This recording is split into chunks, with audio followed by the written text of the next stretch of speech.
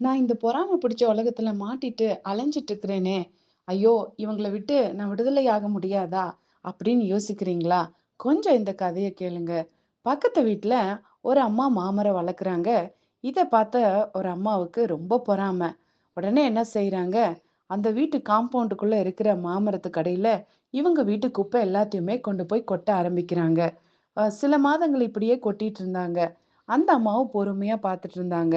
ஒரு நாள் இந்த அம்மா குப்பைய கொட்டிட்டு கூடைய அந்த மரத்துக்கடியிலேயே விட்டுட்டு வந்துட்டாங்க. கொஞ்ச நேரம் கழிச்சு பார்க்கும்போது, அந்த வீட்டு அம்மா கூட நெறைய பழங்கள கொண்டு வந்து, இந்த பொறாம பிடிச்ச அம்மாவோட வீட்டு வாசல்ல வைக்கிறாங்க. அப்போ அந்த அம்மா இந்த கூடையையும், பழத்தையும் பார்த்து ரொம்ப அதிர்ந்து போயிட்டாங்க. "நான் உங்க வீட்ல குப்பைய தானே கொண்டு வந்து கொட்டுனேன். ஆனா, நீ எப்படி என்னோட வீட்டுக்கு பழங்கள கொண்டு வந்து கொடுத்திருக்கிறியே!" அப்படின்னு சொல்லி கேட்குறாங்க. அதுக்கு அந்த மாமர அம்மா பதில் சொன்னாங்க, "ஆமாங்கம்மா, எங்க வீட்டு மாமரம் ரொம்ப பெருசா இருக்குது. ஆனா, அதிக பழங்கள கொடுக்கல.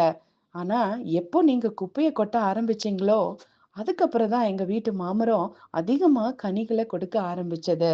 அதனால தான் இந்த பழங்கள உங்களுக்கு கொண்டு வந்து கொடுத்தேன்." அப்படின்னு சொன்னாங்களாமா. ஆமாங்க. இந்த குப்பைகள் தான் மாமரத்துக்கு உரமா அமைஞ்சது. அதேபோல இன்னைக்கு நம்மள சுத்திலே இருக்கிறவங்க நம்மள ஏசுறாங்க, பேசுறாங்க. நம்மள குறிச்சு அவங்க தப்பா பேசுறாங்க, குறை பேசுறாங்கன்னா, இது எல்லாத்த நெனச்சு நீங்க கவலைப்படாதீங்க.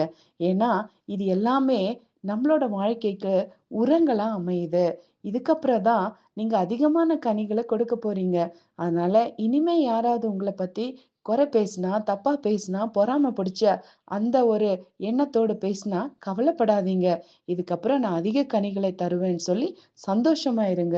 ஏன்னா வேதம் சொல்லுது, உங்கள் மேல் தீமையான மொழிகள பொய்யாய் சொல்வார்களானால், நீங்கள் பாக்கியவான்கள் அப்படின்னு சொல்லுது. அதனால நீங்க பாக்கியவான்கள் அப்படிங்கிற பட்டத்த பெறணும்னா, இப்படிப்பட்ட ஆட்கள் உங்கள சுத்தி இருக்கிறதுக்காக நீங்க நன்றி சொல்லணும்.